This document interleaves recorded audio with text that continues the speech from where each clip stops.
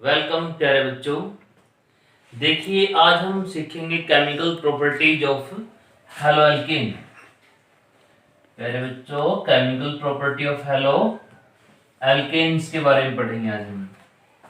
Chemical property का अगर direct meaning समझें तो यहाँ पे बच्चों रिएक्शन, इसका मतलब होता है कि हेलो एल्केन किस टाइप की यहाँ पे रिएक्शन करेंगे।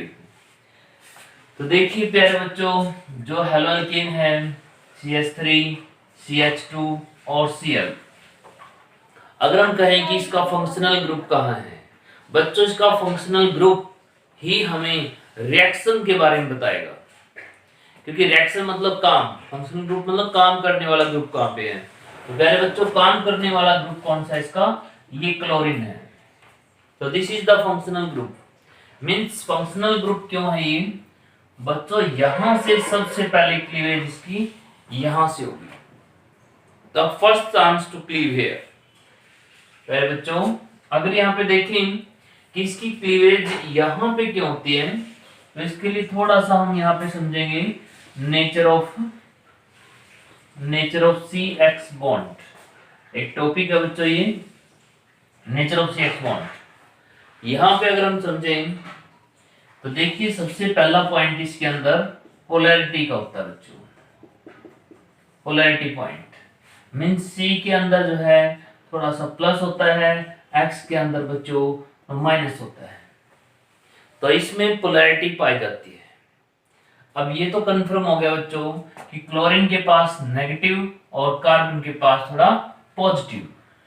तो क्या होगा, ये जो नेगेटिव है ये पॉजिटिव है, तो कोई नेगेटिव इस पॉजिटिव पर अटैक करेगा प्यारे बच्चों, और वो इससे कनेक्ट होगा। जैसे OH नेगेटिव आ जाता है, ये OH नेगेटिव आया और उसने यहाँ कनेक्ट हुआ, तो क्या है बच्चों, एक नेगेटिव आया तो दूसरे नेगेटिव को जाना पड़ेगा। तो इस टाइप की रिएक्शन जो है इनकी फेमस है, और ये किस वजह से पॉसिबल हुआ है? इनकी पोलैरिटी की वजह से। पहले बच्चों, अगर यहाँ पे हम बॉन्ड लेंथ की बात करें, बॉन्ड लेंथ की, कि बॉन्ड लेंथ किसकी ज्यादा है किसकी कम है। अगर नेचर ऑफ CX बॉन्ड में बात करें हम, जैसे बच्चों carbon and fluorine, carbon and chlorine, carbon and bromine, carbon and iodine, तो बॉन्ड लेंथ सबसे हाई किसकी है बच्चों? कार्बन एंड आयोडीन की है। क्योंकि जैसे हम डाउन द ग्रुप चलते हैं इसका साइज जो है सबसे बड़ा है, down the group size increases. तो बच्चों C और I का जो बॉन्ड है वो ग्रेटर है, तो बॉन्ड लेंथ इसकी ग्रेटर हमें मिलेगी। पहले बच्चों जिसकी बॉन्ड लेंथ ग्रेटर होती है उसकी वो जो है इजीली ब्रेक किया जा सकता है, that can be easily broken, मतलब ब्रेक। तो प्यारे बच्चों हम बड़ी इजीली उसको ब्रेक कर सकते हैं, और ये this is the bond length greater. लेकिन प्यारे बच्चों जरूरी नहीं होता कि बॉन्ड लेंथ बड़ा होना ही वहीं पे रिएक्शन ज्यादा एक्टिव रहेगी। प्यारे बच्चों यहाँ पे डाइपोल मोमेंट भी काम आती है। इनकी डाइपोल मोमेंट क्या है? डाइपोल मोमेंट क्या है? ठीक है, नो डाउट बॉन्ड लेंथ अगर ग्रेटर है तो बॉन्ड वीक होगा, लेकिन पोलैरिटी भी यहाँ पे रोल प्ले करती है। जैसे डाइपोल मोमेंट की बात करें बच्चों, तो कार्बन और क्लोरीन की डाइपोल मोमेंट सबसे ज्यादा है, सबसे ज्यादा। इसके बाद आती है कार्बन एंड फ्लोरीन, फिर आती है बच्चों कार्बन एंड ब्रोमीन, और फिर आती है बच्चों कार्बन एंड आयोडीन। ये डाइपोल मोमेंट मींस पोलैरिटी के हिसाब से, पोलैरिटी पॉइंट ऑफ व्यू से फ्लोरीन सबसे आगे नहीं है यहाँ पे, because fluorine has the small size, और इसके स्मॉल साइज होने की वजह से अगर ये इस बॉन्ड से इलेक्ट्रॉन लेता है, इसके पास ऑलरेडी 6 इलेक्ट्रॉन होते हैं, तो there is a crowd, there is already crowd and a small size. अरे बच्चों इसका स्मॉल साइज है यहाँ पे, और जैसे इलेक्ट्रॉन लेगा तो यहाँ पे क्राउडी नेचर है ऑलरेडी, तो इसकी पोलैरिटी इससे जो है लेस बनी है, अदरवाइज फ्लोरीन का नंबर यहाँ पे सबसे ज्यादा आना चाहिए था। तो प्यारे बच्चों यहाँ पे पोलैरिटी है, यहाँ पे बॉन्ड लेंथ किसकी ग्रेटर है, यहाँ पे हम बात करें डाइपोल मोमेंट की, इसके अंदर डाइपोल मोमेंट है। तो बच्चों यहाँ पे ऐसे ऐसे पॉइंट दिए हैं। तो यहाँ पे हमें समझ में आया कि इसकी नेचर जो है यहाँ पे पोलर नेचर तो है ही है, और उसके बिहाफ पे अगर हम रिएक्शंस की बात करें अब, तो रिएक्शंस को कैसे देखेंगे।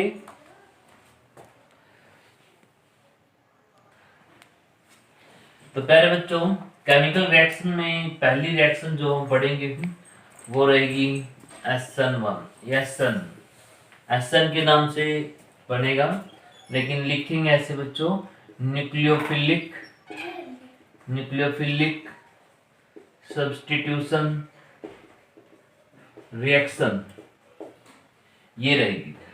न्यूक्लियोफाइल का बच्चों मतलब होता है नेगेटिव, माइनस वाले। सब्स्टिट्यूशन का मतलब रिप्लेसमेंट। तो यहाँ पे समझ में आया CH3 CH2 Cl एक नेगेटिव है बच्चों, न्यूक्लियोफाइल है। तो प्यारे बच्चों कोई और न्यूक्लियोफाइल आएगा और इसको रिप्लेस करेगा, मींस OH तो कनेक्ट होगा, Cl बाहर जाएगा। This is called the nucleophilic substitution reaction.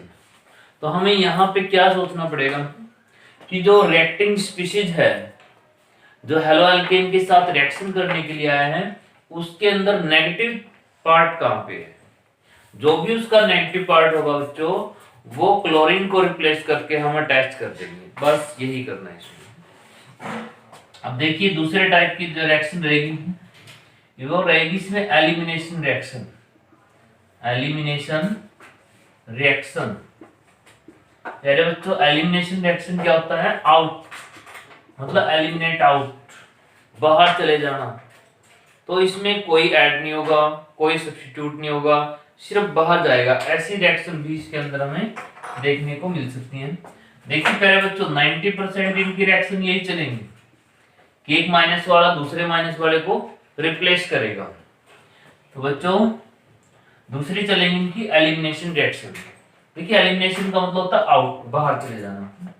मैं अगर लिखता हूं CH2 CH2 Cl है और H है, तो बच्चों ये Cl तो बॉन्ड ब्रेक होगा ही। क्या तुम बता सकते हो कि Cl का ही बॉन्ड क्यों ब्रेक हो रहा है? प्यारे बच्चों देखिए यहाँ पे कई रीजन बन सकते हैं। एक तो पोलैरिटी है, देखिए पोलैरिटी की वजह से ये बॉन्ड क्लीव हो जाता है, क्योंकि अगर कोई नेगेटिव आएगा वो अटैच होगा। कार्बन का मैक्सिमम 4 बॉन्ड 5 तो नहीं बना सकता बच्चों, अगर ये OH के साथ बनाएगा तो 5 बॉन्ड बन जाएंगे, लेकिन क्लोरीन को फिर जाना पड़ेगा। दूसरी बात बच्चों कि कार्बन और क्लोरीन के साइज की अगर बात करें, कार्बन और क्लोरीन का साइज में गैप है, there is a difference in their size. Chlorine is the larger and carbon is the smaller. तो प्यारे बच्चों जैसे जो इक्वल साइज के जो एटम्स होते हैं उनकी बॉन्ड स्ट्रेंथ अच्छी होती है। अगर एक एटम स्मॉल है एक एटम लार्ज है तो उनकी जो बॉन्ड स्ट्रेंथ होगी वो काफी वीक होगी। तो प्यारे बच्चों यहां भी ये बॉन्ड काफी स्ट्रॉन्ग नहीं है, इट विल इजीली ब्रेक। तो यहां पे प्यारे बच्चों क्लोरीन को तो जाना ही है लेकिन जब जाएगा तो स्टेबल मॉलिक्यूल यहां से निकले, तो साथ में ये H+ भी जाता है और क्लोरीन नेगेटिव भी जाता है बच्चों। क्योंकि क्लोरीन जाएगा तो ये जो 2 इलेक्ट्रॉन्स है, one from carbon side one from the chlorine side, वो दोनों इलेक्ट्रॉन को लेके जाएगा बच्चों chlorine, because chlorine is powerful non metal as compare to the carbon. कुछ पावरफुल नॉन मेटल्स के नाम, सबसे पावरफुल बच्चों फ्लोरीन, ऑक्सीजन, नाइट्रोजन, क्लोरीन, ये जो है पावरफुल नॉन मेटल्स के मैंने कुछ नेम बताए हैं जो जनरली हम यूज करते हैं। तो प्यारे बच्चों देखिए H+ यहां से, इसमें क्या करते हैं बेस भी डालते हैं। बेस, वो बेस क्या काम करता है बच्चों, इस H+ को निकाल लेगा और Cl नेगेटिव तो अपने आप ही जाएगा, तो HCl चला जाएगा यहाँ पे और प्यारे बच्चों जब ये चला गया HCl तो यहाँ पे डबल बॉन्ड आ गया, यहाँ पे एल्कीन की फॉर्मेशन हमें मिलेगी and there will be removal of the H plus HCl molecule. तो प्यारे बच्चों nucleophilic substitution reaction, elimination reaction होगी इनकी, और एक तीसरे टाइप की भी रहेगी reaction with metal, reaction with metal. यहाँ पे जैसे हम बात करेंगे सोडियम मेटल की, मैग्नीशियम मेटल की, दो ही मेटल की बात करेंगे बच्चों, सोडियम की और मैग्नीशियम की, कि सोडियम और मैग्नीशियम में इनकी बड़ी स्पेशल रिएक्शन होती है and this reaction you have studied in 11th class also. तो सोडियम जो है यहाँ पे हमें पता है कि मेटल है बच्चों, ये नॉन मेटल पार्ट है, दोनों रिएक्शन कर देंगे। अब दोनों रिएक्शन करेंगे और यहाँ पे बच्चों रेडिकल बनेगा, CH3 CH2 रेडिकल। अब ये तो एक बन गया बच्चों, ऐसे ही दूसरा NaCl भी रिएक्शन करेगा और जो उसका दूसरा मॉलिक्यूल है, तो प्यारे बच्चों यहाँ पे देखिए reaction with the metal, sodium और मैग्नीशियम। हम बात कर रहे थे NaCl की, NaCl यहाँ से निकलेगा बच्चों और ये क्या बनेगा, ये रेडिकल फॉर्मेशन यहाँ पे होगी, तो CH3 CH2 रेडिकल। अब ये रेडिकल जो है बच्चों एक दूसरे के साथ कनेक्ट कर देंगे, जैसे कि ये रेडिकल और प्यारे बच्चों ऐसा ही ये दूसरा रेडिकल, तो ये आपस में कनेक्ट हो गए, ये ब्यूटेन बन गया बच्चों।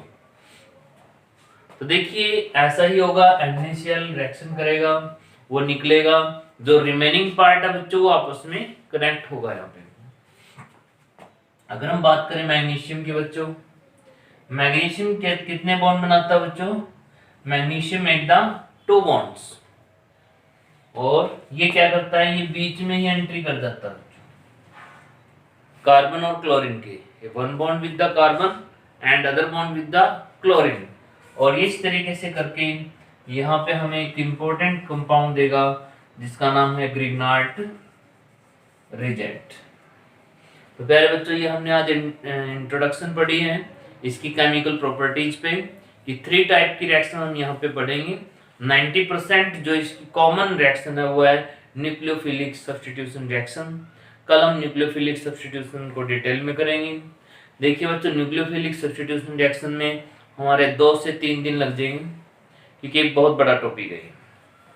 फिर ये इनमें छोटी छोटी रिएक्शंस हैं, elimination reaction, reaction with metals, ये स्मॉलर पार्ट है। तो थैंक यू बेटा, आज के लिए इतना ही करेंगे।